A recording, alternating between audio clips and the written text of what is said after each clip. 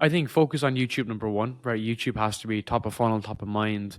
That's your awareness piece. So you need to have awareness. And if we can build awareness on YouTube, it gives us the most virality. There's a lot of search, a lot of capabilities on YouTube. Then you need to get kind of dialed in on who you're solving for. So what problem you're solving with your podcast, with your content. This can be agnostic to being a podcaster. It can be any sort of content writing. You need to be able to get in the mind of who you're solving for and building that relationship with the viewer. So you're coming in every week or every day and you're solving that specific problem, which is either making them more money, improving their health, wealth, or relationships. It's basically like all the problems in the world solved. Before we dive into today's episode, please hit that subscribe button. Your support helps us grow and inspire more people on their journeys. Thank you. Hello, Darren. Thank you for joining us today and welcome to the show. Appreciate it, man. Let's do this. I'm excited. So, Darren, can you please introduce yourself? Yeah, so to give a bit of a backstory, my name's Darren Lee, from Ireland originally. I left Ireland quite some time ago. I've been in the podcast space for many, many years. Background was in tech, so I was working in tech startups, kind of fell in love with the building process at a young age. Very much more from like an entrepreneur perspective than, let's say, an engineer. But I've been building stuff online for many years. With my show Kickoff Sessions has been around for almost half a decade now. And we've been interviewing founders and executives every single week. But it wasn't just about, interviewing people on the internet. I was also building a lot of my own stuff. So just been an entrepreneur since I've been 15, 16 years old, been building different stuff, whether it's in person or online.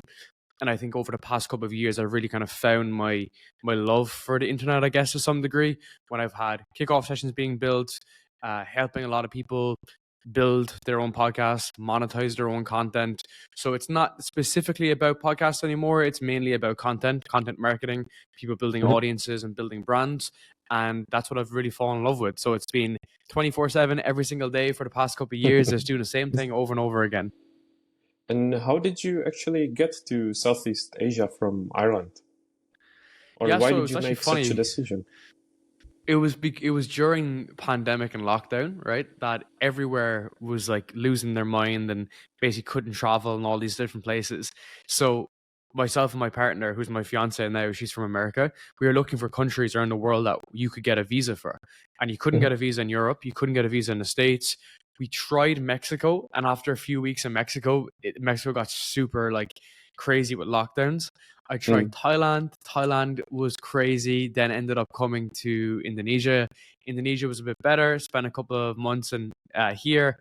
Then went to Singapore and then came back to Indonesia. So I've been in Asia for many, many years. But I just had the love for it, right? It's just for me, it's the food, it's the culture, it's the people, it's the lifestyle. And I think ever since I'll never go back to the cold in Ireland, that's for sure. Really? That was my next question, if you plan to come back or not really. No, man. No, never. I'm set up here, right? My businesses are here. My family's here now at this stage. My studios and stuff are here. So I've been in Asia for quite some time. And if anything, it's more this way, right? It's more getting away from the West and more into the East. So would you say if you are in Bali, do you live this digital nomad lifestyle that people advertise online?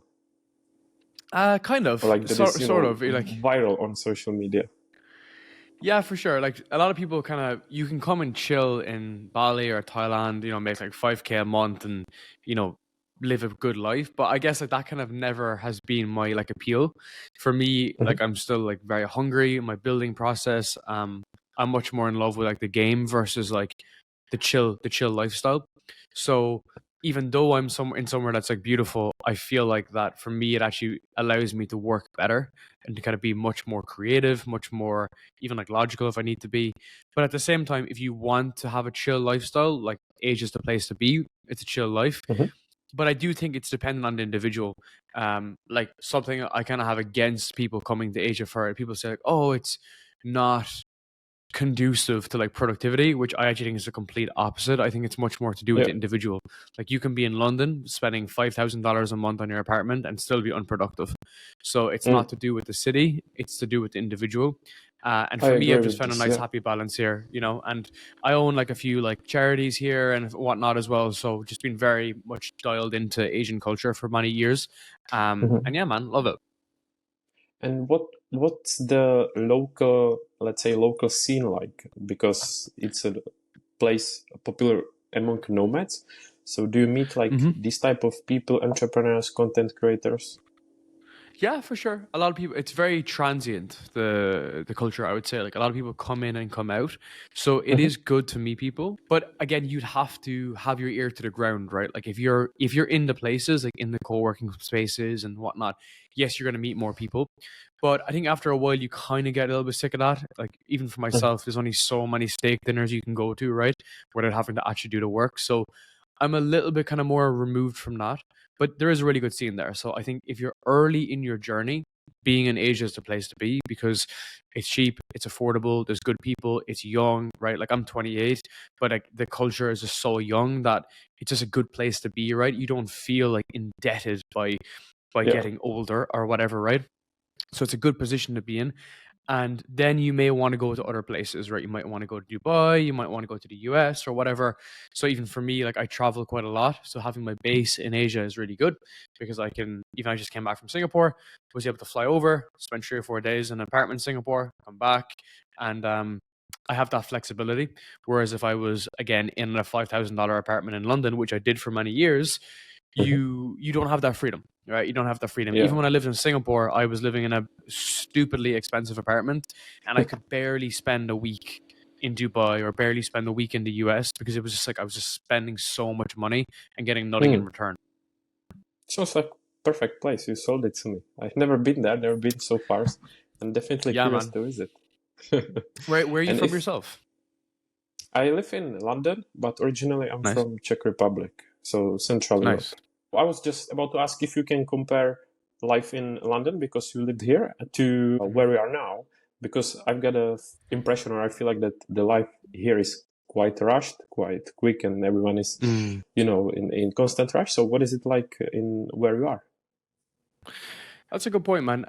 It depends. Again, right? Like there's a lot of people that chill, take it easy, but then there's a lot of good entrepreneurs doing big things. There's lots of masterminds going on in Asia. There's lots of different opportunities going on.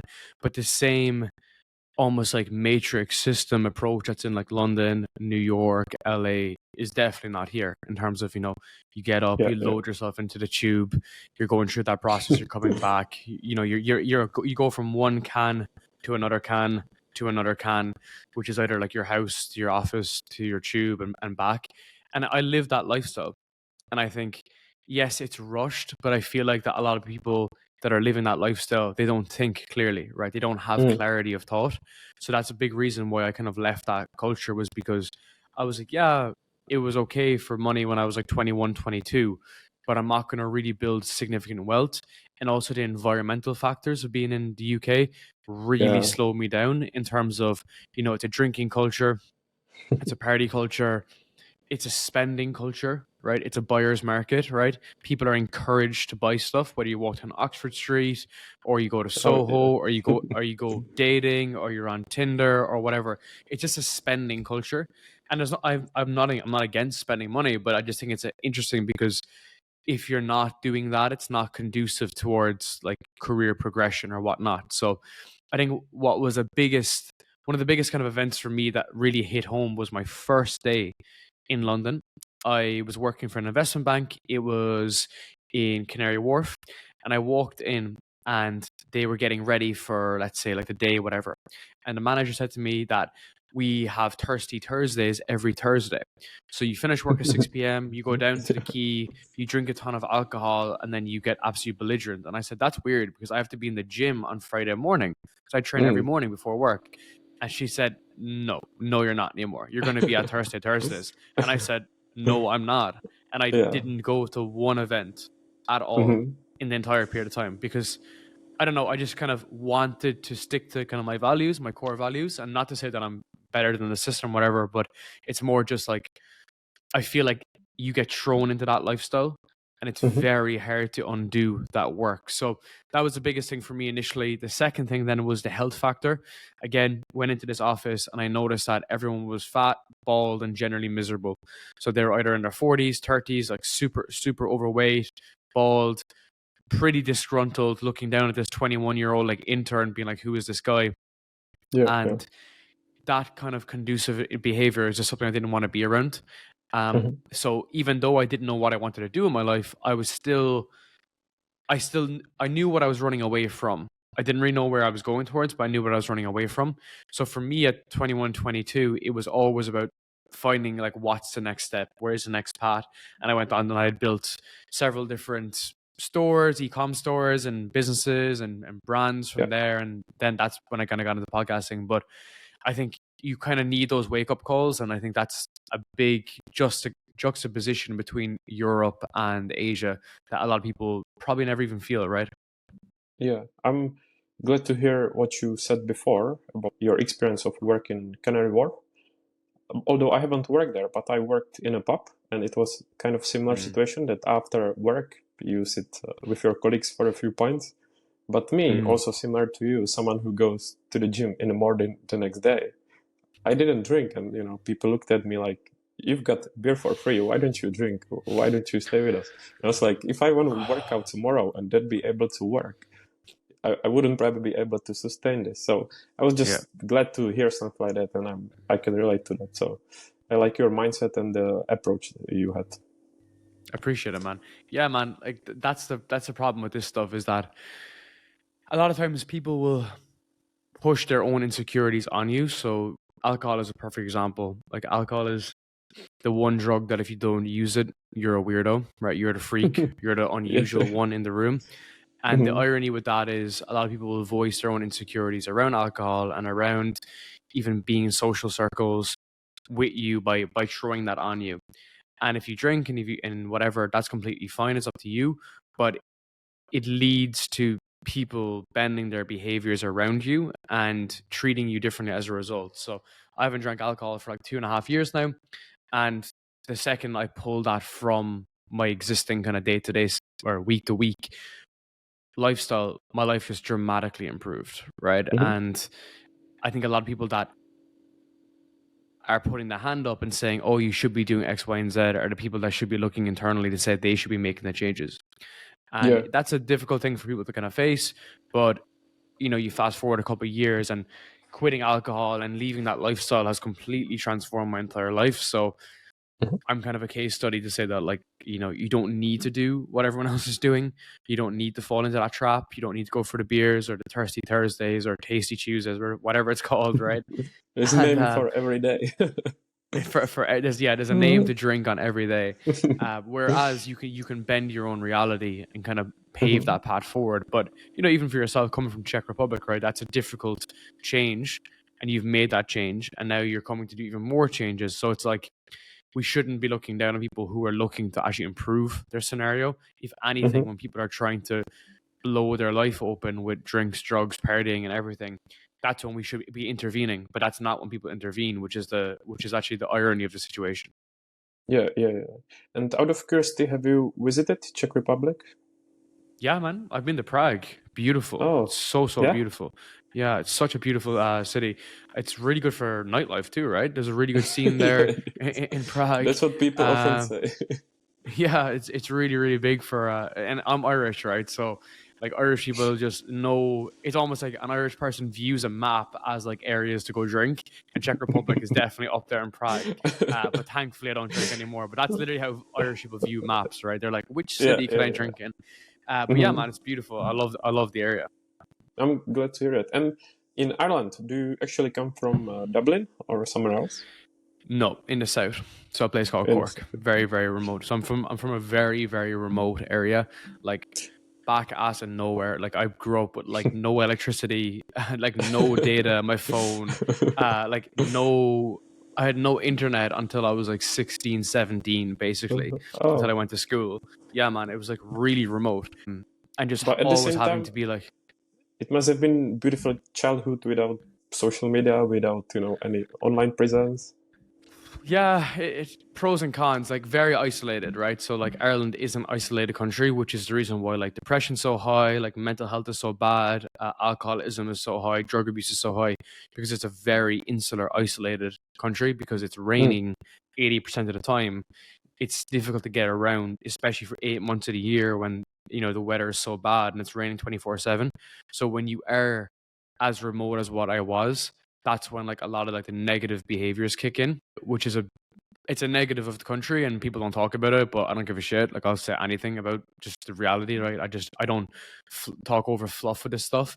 So for Yeah. me, it was okay. Like it was a tough enough like upbringing. And then when I kind of went on to university, then it was like, okay, I needed to put the pillars in place to build a life that I want to build. Even though I didn't really know what I wanted to do, but I knew what I didn't want to do, which was live a life of just being stuck in Ireland and being mediocre. So it was about just how can I push on from there, which was learning the skills, building a network, building a podcast, building up my own self, building my fitness and everything. So that kind of allowed me to keep on kind of pushing, I guess. But it's tough, man. Like it's tough to get out of those cities a lot of time, and especially if your environment is so baked in that behavior. And as you said, how you were growing up, kind of isolated place, where or how did you actually get the mindset that you got, that you want to, pursue entrepreneurship, get to podcasting, to travel the world? What were the influences? That's a good point. So I was like good at sport as a kid. I was a 100-meter sprinter and I was a rugby player, but I wasn't smart like at all, like really, really super, super like stupid in school. I was so actually stupid that basically the teachers call me super dyslexic. I didn't want me to read or write. Like I swear on my life that's correct, right? But I went to a rugby school, basically that kind of was like a school to kind of go semi-professional or professional. And the school was quite wealthy. So when the kids would rock up in the morning, their parents would rock up in like Beamers, Mercedes, Audis, and the fathers would they'd own like land in like Canada, and they'd own like a dentist practice, and they'd own like 3 dentist practices and stuff like this. So I was just seeing this wealth, even though like I was not wealthy in the slightest, like super, super below middle class family. And I was observing this the entire time. And I just saw how these guys lived, right? They had 2 months off in the summer. They were in the beach. They were in like the seaports for 2 or 3 months of the summer. The fathers are making up $1 million a year. And I remember just thinking, like, this is the opportunity, basically. And I remember even just like being over these guys' houses at 15, 16 years old and asking the fathers questions more so than the kids, like literally hanging out with the parents more so than the children. And I was just kind of capsulated by that. And growing up in Ireland, you're almost taught that like money is like bad because most people are like broke. Whereas I viewed it from the other perspective. I was like, well, this is the opportunity. All I got to do is put these pieces together. And for the most part, most of these people are very ordinary, that they're not special and so on and so forth. So that allowed me to basically kind of have that kind of path that, okay, it is possible. And then all through university, it was just finding that kind of path and meaning all the time, and finding that kind of that vehicle. And over time, then I was finally able to kind of put that piece together. So I was kind of exposed by people that were wealthy quite young, but I didn't understand what the mechanism was, right? Like, was it the skill? Was it the trait? What was it?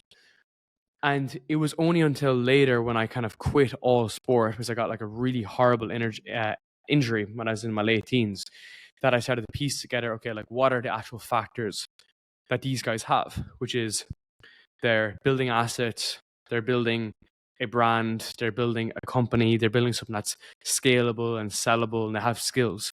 So even though I had a bunch of businesses from 16, 17, 18, 20 that were all failures, I kind of knew that like basically it does work. Like this stuff is real. There is someone on the other end that is viewing things, that is buying things, that there is consumers on the other side. And it wasn't until I was like 21 that things really started to click. Whereas like I started actually seeing small bits of success, and then still slow down from there. And it wasn't until 2024, or sorry, until I was 24 in 2020 is when I started my podcast. And that's when I kind of was solidifying where I wanted to go effectively. Yeah. And if you didn't get the injury, would you continue with the path of being a professional sport player? That's $1 million question, right? So basically for me, I think being injured was the best thing that ever happened to me, right? Because in every piece of pain, there's a lesson, right? It's always about the lesson and the pain. So I blew out my kneecap, dislocated my kneecap, tore my hamstring, tore my ACL, tore my MCL. I had to get about 4 surgeries on my leg. I also nearly lost my leg through a blood clot, because the blood clotted so badly after the surgery that I was like about an hour or two away from losing my leg. So all of my left leg was basically like completely gone. And How did afterwards, it that was so bad. happen? It sounds terrible. Dude, it happened during just during training. That's actually the irony of all of it. I jumped for a ball and my knee popped out, and then it just got worse and worse and worse from there. But basically, what happened from here was a blessing in disguise, because at 18 years old, I now have no school, no direction, no idea where I'm going. Because to that point, I had basically zero school. And it was about, okay, how do I turn this around? How do I actually get myself into education? How do I figure out what I want to do? And I just took all the lessons basically from sport into school. I took all those lessons from into school into bodybuilding. I took all those lessons from bodybuilding into entrepreneurship. It's basically the same thing over and over again. It doesn't change, right? It's just the same pattern repeated. It's just being consistent, failing forward, 1% better, making changes, having a schedule, hitting the schedule. It's the same stuff over and over again. So it kind of it bended to a reality whereby it was like almost anything apart from like aerospace can be achievable. Something is like it's if it's not super complicated, you can figure it out. It's just going to take you that little bit longer than the average person. I've seen some pictures, as you mentioned, bodybuilding. So was it just as a hobby, or did you take it more seriously even to compete? I was competing, yeah, when I was younger. I was actually going to compete again about a year and a half ago. But again, the level of severity you need to be at the top of the game is completely different than when you start, right? So I was competing when I was younger, early 20s. I've been training every single day, pretty much for like 14 years. So it's always been my core focus. And what I always say is like fitness and nutrition, once that is dialed in, everything else is easier. Like relationships are easier, work is easier, the podcast is easier. When your diet and your training is dialed in, I've noticed that whenever that deviates, that's when things kind of for me start getting a bit wild. I start getting a bit lazier. The execution isn't as good. I'm kind of drifting a small bit. So thankfully, I try to just keep that as dialed in as possible. Now, I'm no angel, right? Things go up and down from time to time, but it's a really good indicator that that's like a very good barometer for life. Is the approach towards fitness. I like it, and I feel the same, because when I train, when I usually work out in the morning, I feel like it positively influences the rest of my day. It's like that accomplishment early in the morning, and you just feel better. So that's definitely something that I can relate to. Yeah, for sure, 100%. Was that competing as a regular bodybuilder, or was it as a physique, or what kind of categories were you? Physique, men's physique. So I'm not 6'4", so it has to be a smaller physique. And but yeah, it was men's physique. I'm still pretty light. It was like 75 kilos, 5'6", 5'7" on the best day. So it's a smaller category, but I much prefer it, right? Because even recently, when I was going to go do another show, my coach actually wanted me to do the bigger category. It's like bodybuilding, whatever it's called. And for me, I would just need way more size. So I think I was like 85 kilos on the top of my bulk. He wanted me to push up to 90 or 95 and then cut down to like 80. Whereas for me, I much prefer like a much more of a smaller look, beach look, much more lean. And even now, like I'm very, very aggressively dieting right now. I even have a banana with me right now, because like I think for me my best focus is when I'm dieting, which is quite interesting, right? When I'm kind of on this hamster wheel of just trying to put on a bit of muscle and put on a bit of size, I feel like I'm just much more, I don't know, focused. I'm just less I'm less focused. Whereas when I'm dieting and I'm coming down, that's when I feel like I'm much more dialed in, basically. And once you're dialed in on that, the deep work, all that stuff just flows really naturally. Are you looking to elevate your online presence? Check out Trailblazed, our digital marketing agency. Whether it's standing out on social media, crafting a stunning new website, or developing impactful visuals, Trailblazed has got your back. Visit trailblazed.digital and reach your online potential today. And do you plan in the future to compete again, or you never know? Nah. The business is too much of a focus now, right? My main focus is just the business and the podcast, right? So they're the two kind of shining lights right now. And then on the back end is the fitness, right? So I think fitness is my cornerstone for how everything functions. But if I was to put that focus on, I know I'd go way too far on it, and the podcast would slip, the business would slip. So it's much more important to me to have a consistent flow of just training and so on that feeds into everything else I do. And as I saw some of your videos on YouTube, that you also run a lot or try to do running. So do you have like this approach of hybrid athlete? Because I like it. I trained or tried to, get bigger before as well. But then I found out that I wasn't really flexible and it wasn't really like a practical in life. So I was surprised or glad to see that you're kind of similar, that you try to be practical as well. So what's your approach when it comes to this? Yeah, so I want to transition into long distance running full time. So that's like full long distance marathons and ultras. However, for me, it's all about timing. And what I've noticed is the amount of time that goes into those trainings is crazy, right? So recently I've been going for a marathon. I was meant to run in 1 week in Cambodia. However, I got dengue fever a month ago. So I was training for about 6 weeks, 8 weeks. I was running well. I was running like sub 2 hour half marathons, pretty dialed in. And then I just got like this weird fever. And I was like, this is strange. I got up and I ran 12 kilometers. And then I came back and I was shivering. It was so weird. I was like, what the fuck? And I came back, doctor came, and I had dengue. And if you're familiar with dengue, it's kind of like malaria, but it's an internal like fever or whatever, right? So on the external, I was like covered in like almost chicken pox and whatnot. And I was like, hyperventilating. I had fever. I'd like my bones are cracking. They call it like the bone cracker disease. But internally, like my liver was like bleeding. My kidney was fucked and everything. This only happened a month ago. So at that point, I spent like 2 weeks basically like bedbound in and out of the hospital. This was only like a month ago. And I came back afterwards and I was like, okay, I got like 3 weeks to this marathon. And I went for a run in Bali. I did 3 kilometers and I almost nearly died. Like I was the closest I'd ever been to collapsing because all my body just hadn't handled it. And I had to pull out of the race, which was super fucking disappointing. And yeah, I was very annoyed about the process. So I think now it's July now. I think the next target will be maybe January, February to hit a marathon in Asia again. So move much more into that transition. But it's weird, right? Because my brain sometimes is like, yeah, I want to go into these ultras and then I also want to keep up like all my strength and my size, and it's like 50-50, right? So I think I'm going to be doing a combination of it, which is like hybrid training, which is, commit to a marathon for 16 weeks and then take those lessons, go back to bodybuilding, put back on like 10 kilos and then just go back and forth. Because that's kind of how Nick Bear kind of positions it. He kind of goes in and out. About him as well, actually, Yeah, so he goes in and out. He doesn't really commit fully to one. So that's the beauty of where we're at with, 10 years plus training in the gym, is that our legs are going to atrophy quite significantly, but our upper body actually won't. It's kind of weird why that is.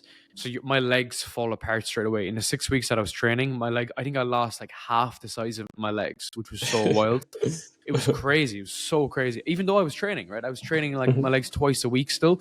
They just shrunk. It was so weird. But I do think you can get it back. That's the thing. Yeah. And muscle memory is always kind of powerful. If you are out, and then it helps. And then if the COVID didn't happen, do you think you'd stay in Ireland? No, fuck that. No way, man.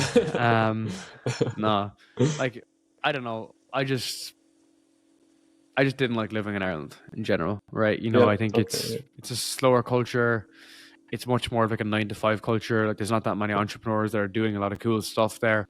My fiance is American. I spent a lot of time in America. I don't have any ties to Ireland anymore, which is a blessing, I guess, to some degree. So I don't really see much of reason to be there. It's super expensive, right? It's crazy expensive. They're trying to tax you for like 90% of your entire life there. So I think when I had the opportunity to get up and leave, I was like, okay, I'm out. I'm done with this. And I think, I'm telling this tale of many other people. I know there's a mass exodus of Ireland from people in their 20s. They've just got up and left, right? People have gone to Australia, they've gone to Canada, they've come to Asia. And the reason being is because the cost of living is so high, the standard of living is pretty grim. You can't even get houses there anymore. There's no accommodation. The job opportunities are kind of shit. Like, who wants to pay Who wants to spend 4 years in college to go in and do a graduate role for 30K when you can go online and work a remote job, or build a freelance business, or build an agency and make that in a month? Like, logically, it just doesn't make sense anymore. So the way things were done supported those countries, Ireland, UK, USA to some degree, but the internet has leveled the playing field, and now you can do anything, right? You see people on LinkedIn that have 6 months experience making 20, 30K, 40K a month because they're good at what they do. It's not about how much years experience you have, right? So that's the way I kind of reframe things. And, I'm one of the many that have left, right? Even in the UK, I just saw yesterday, it was a Matt Baker got married, and he moved to Cyprus, right? He got out of the UK and he moved to Cyprus. I know, like, even people like Lara Acosta spend a lot of time out of the UK now and whatnot. And I don't know, I just think back in the day, being in those cities like Dublin and London was essential. Whereas now, like, you couldn't give me those apartments to pay for it. If you gave me the best apartment at a discount rate in Dublin, I wouldn't take it anymore. And it's interesting, especially with Ireland, because quite interested in economics or geography, and you often see how wealthy Ireland is, or how high it ranks on ranks of health. But then when you know more about it, it's because it's tax haven, right? So companies have HQs there and this and that, and actually the citizens don't benefit from that as much. Yeah, like, so the average salary in Ireland, you could look it up, is like 24,000, I imagine. Imagine it's 24,000 euro a year, because the medium, right, is taken from guys that work at the post office making 15K a year, all the way to people that work at corporate jobs. But, as a entrepreneur,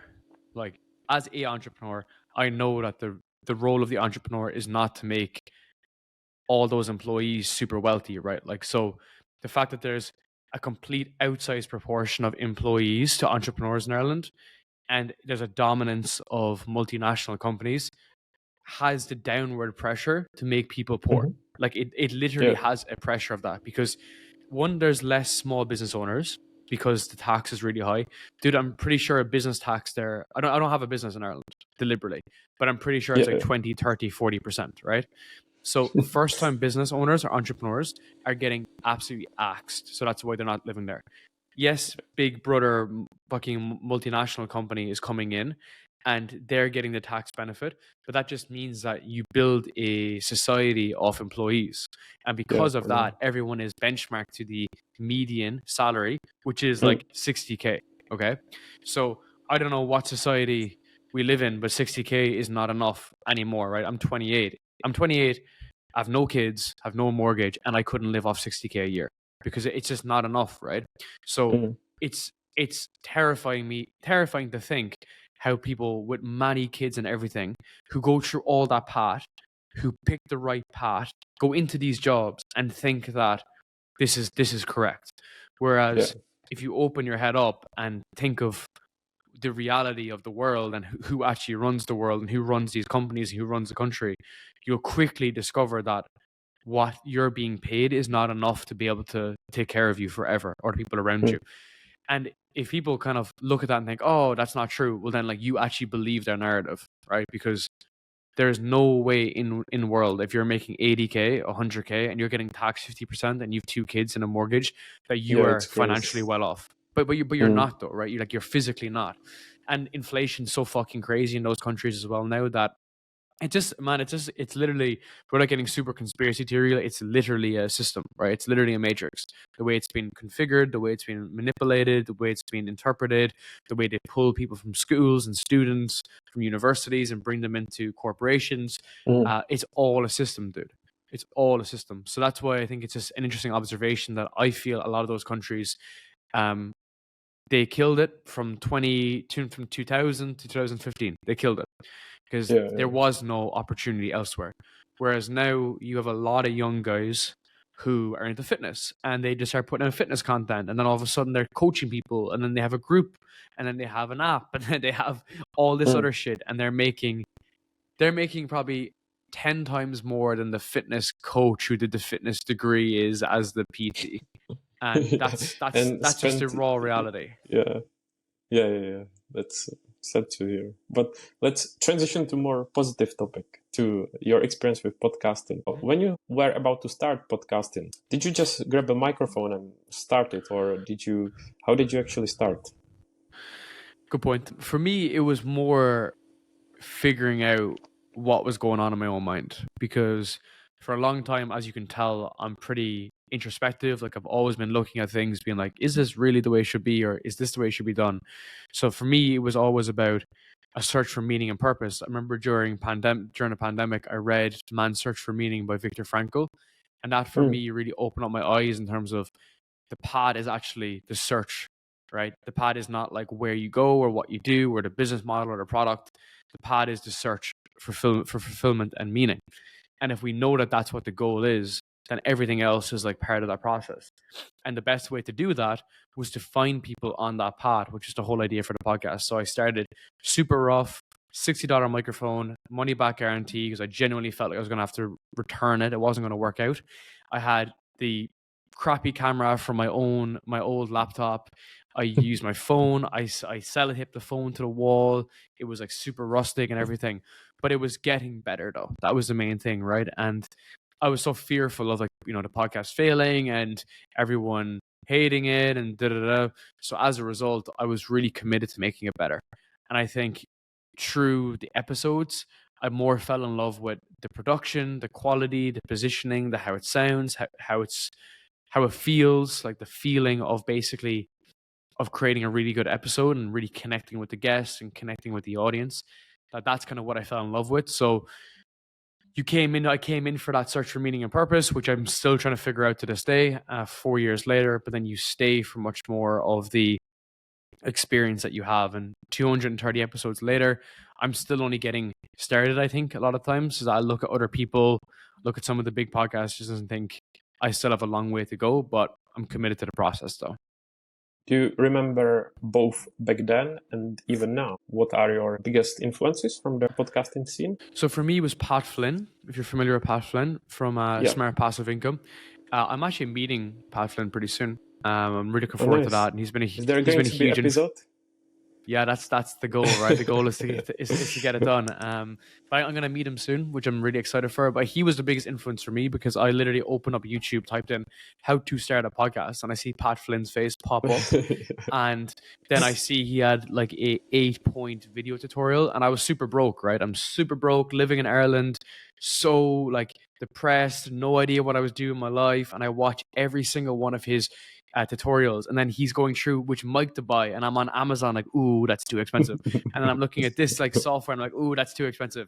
And I'm using all like the piracy version of all the software, and I follow every single step.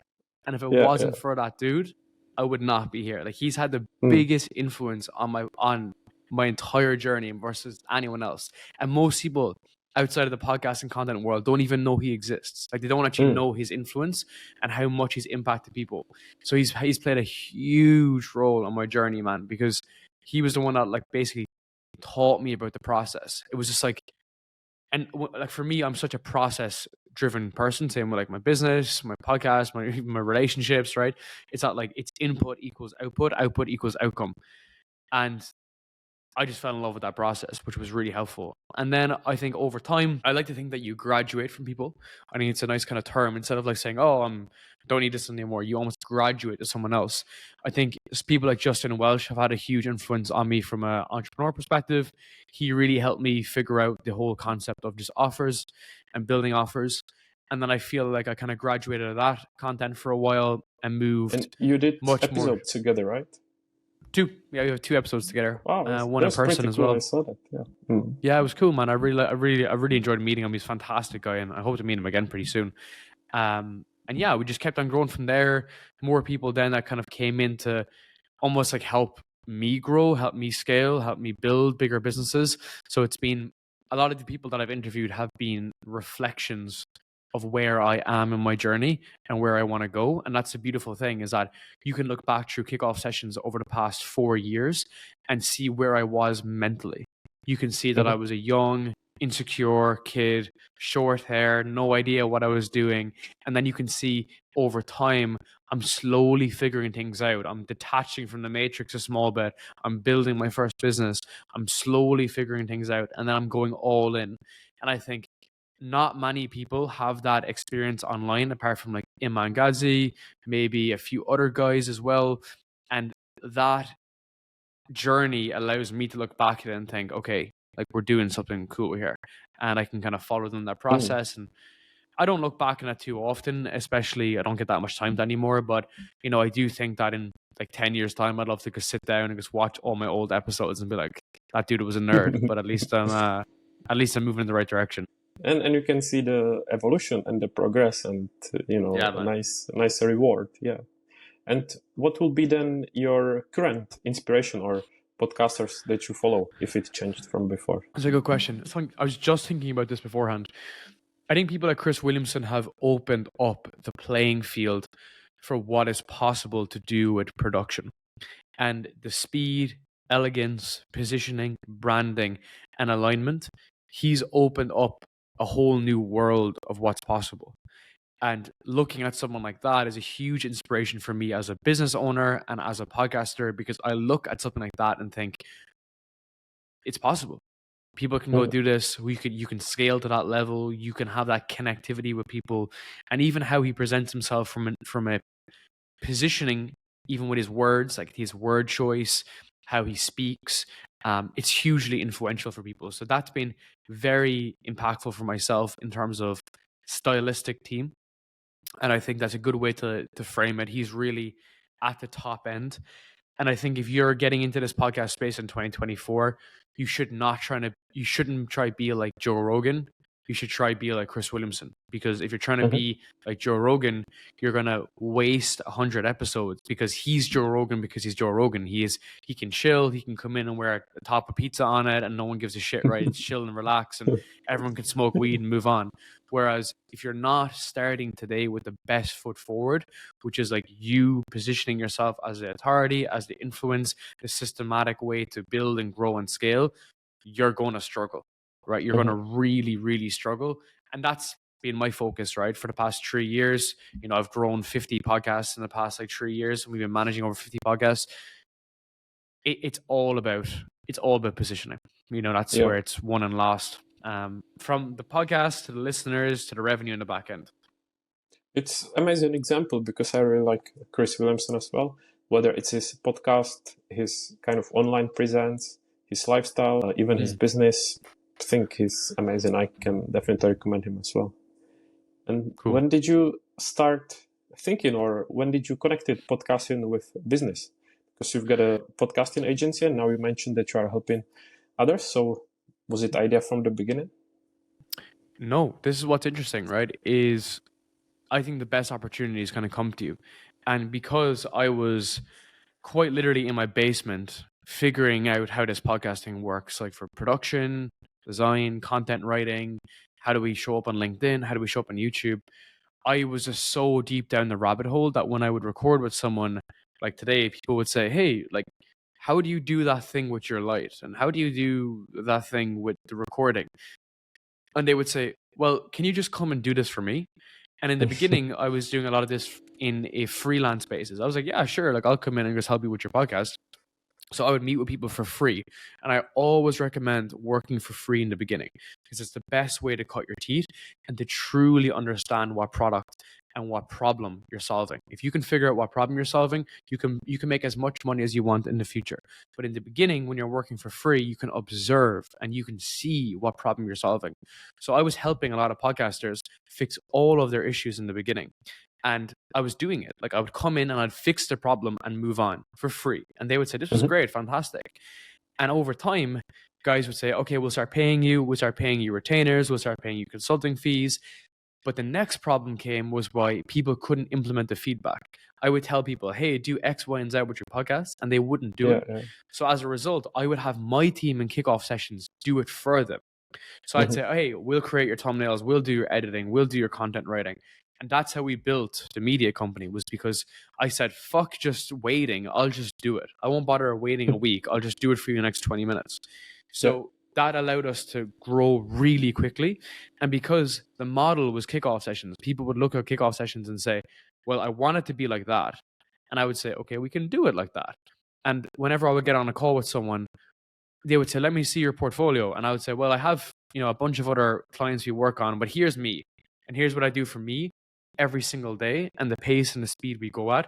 And people will say, okay, where do we go? Where do we sign up? So it allowed us to go from like 0 to 7 figures in 12 months, probably 14 months. And now like the goal is hit like multiple 7 figures a year within the next year. We have the done for you offer, which why we run people's podcasts fully end to end.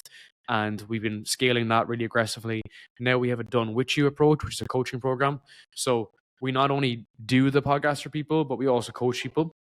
So that's a coaching program that we've been building for the past couple of months. It's now fully built, it's fully deployed, and we're really growing that aggressively. So we have a big team. We've like over 10 people now in total, and just trying to get the path to 8 figures is the plan, right? So I think that's where a lot of my focus goes on now every single day, pretty much. Yeah, that's really impressive.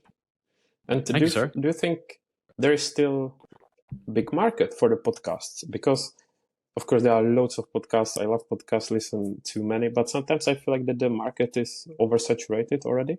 So what's your opinion about this?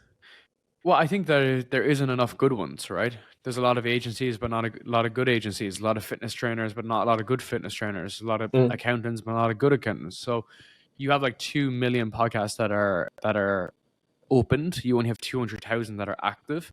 Of the 200,000 that are active, you only have a percentage that are come out weekly. Of the ones that come out weekly, majority of them don't even fucking repurpose their content. Of the ones that don't even repurpose their content, there's even a shorter and smaller and smaller and smaller. So if anything, the niche is so tight and it's so binded in that it's a really, really good niche, because it's not hard to become a category king, right? Because you only have like fucking 40 people that are even competing in here. And I think the unique mechanism that we have is that we're children, right? Like we're kids. Our average age in the company is like 21, 22. Like the guys are dialed into YouTube. They're dialed into styles and thumbnails and Mr. Beast and da-da-da. So like we're just so young and so tied to what's happening in the market that we have an ear to the ground 24/7. Whereas a lot of the older guys, they're like fucking audio nerds that worked for NPR, and they just basically don't understand like where the market is going. Whereas I think honestly, like you can track my posts. I was one of the first people like in the world to say that YouTube will run the podcast game. In 2020, I was writing on fucking LinkedIn saying that YouTube is where the podcast market will be in 4 or 5 years. It will just be on YouTube. No one's even going to listen anywhere else. And I used to get a whole truckload of DMs, man, and comments being like, "Oh, you're just trying to ruin it for everyone. You're trying to basically turn it into like you're trying to turn it into like a commercialization. It's all about the sponsorships and everything." I literally looked at the thing 5 years ago and I was like, this is a fucking mess. I was like, this is a shit. We have audio here, we got video here. It was such a shit show. I said, YouTube is the only thing that matters, and everything else doesn't matter. And basically, it came true. Like it all came true, and it wasn't a random hypothesis. I didn't put my hand up outside and say it was going to work. I remember distinctly looking at it, saying this was such a mess that the only person that could solve it was YouTube. The reason why I came to that conclusion was because I tried to solve it. Not many people know this, but in 2020, I saw how fragmented the podcast world was, that I was trying to build a tool to consolidate everything and tie in audio, video, clips, content writing into one SaaS platform, and I couldn't build it. So I literally gave up. And I remember I gave up, and I was sitting in an office in Dublin, and I was thinking, I was like, well, it's a good thing YouTube are going to do it. That's actually genuinely what was going through my head. I was like, if I can't do it, at least Google can do it. And I just let it be at that point. I was like, okay, I'm going to go back to consulting and helping people on that, because it was too big of a problem to crack. And it was 4 years later, audio is still a shit show. No one has even fixed it yet, 4 years later. And I was like, oh, there's a few companies that tried to do it. They had a crack off it. It wasn't great, but that's where we are, basically. Yeah, it's interesting. Actually, I enjoy listening to it on YouTube as well, because I like the video, even if it's in the background. I like to have a look sometimes. So it's a good point, yeah. And can you share some advice and tips from your podcasting journey, whether it's for people like me, like podcasters, or any people that want to start? Yeah, for sure. I think focus on YouTube, number one, right? YouTube has to be top of funnel, top of mind. That's your awareness piece. So you need to have awareness. And if we can build awareness on YouTube, it gives us the most virality. There's a lot of search, a lot of capabilities on YouTube. Then you need to get kind of dialed in on who you're solving for. So what problem you're solving with your podcast, with your content. This can be agnostic to being a podcaster. It can be any sort of content writing. You need to be able to get in the mind of who you're solving for and building that relationship with the viewer. So you're coming in every week or every day and you're solving that specific problem, which is either making them more money, improving their health, wealth, or relationships. It's basically like all the problems in the world solved. And for the most part, most podcasts are not doing that. So that's your first protocol, is to solve problems. From there, I would think you'd need to go into an owned audience. So you need to transfer from a free audience, a rented audience, which is YouTube, to a owned audience like your newsletter, and cultivate that cult, effectively cultivate in your newsletter. And that would really build that relationship with them. And I would suggest, weekly newsletters, maybe even twice a week, just sharing that insight continuously. And from there, then you'd kind of build your paid programs from there. So I think what I like to say is, like, we've been able to make a crazy amount of money from an extremely small audience. And it's not about getting lucky, it's actually about solving problems. So the fact that we're able to dial into a very specific problem and help a lot of people allowed us to make a outsized proportionate amount of money. And that's where I think most podcasters get it wrong, because they're talking about relationship advice and traveling and this and that, whereas they don't actually solve a problem. So you can't build a product, you can't build a service-based business off it, and you can't get sponsorship off the back of it, because no one wants to work with you. So I've learned that the hard way, which we had to re-engineer kickoff sessions. We've done that over several iterations. But now for me to go and connect with a podcast, especially either in our coaching program or in our agency, it's very easy for us to go and just flick the switch, because a lot of people need help, and they need help with the strategy in the beginning. Yeah, and you told us before what are the plans with your agency, but what are your plans with the podcast? Is it, Keep where growing. do you see it? Yeah. Yeah, man. For me, to be fair, I want to increase the amount of tours that we're doing. So we are planning a very big tour right now, and it's very difficult, but we're doing it and it's going really well. But I do think that I'm going to need to travel more. It's a feature, not a bug, right? I'm trying to decrease the amount of virtual podcasts that I'm doing and trying to increase the amount of in-person. Now we're finding a nice balance, to be fair. It is working, but I think the game is going to be won in person, in studio. So we're going to be picking up our tours. We have another tour coming up in September, which is going to be very elaborate. Like, we're basically trying to solve the biggest problem, which is helping young people live a richer, more fulfilling life on the biggest scale, which is going to be traveling literally around the world doing it. So it's not going to be cheap, but it's going to be good.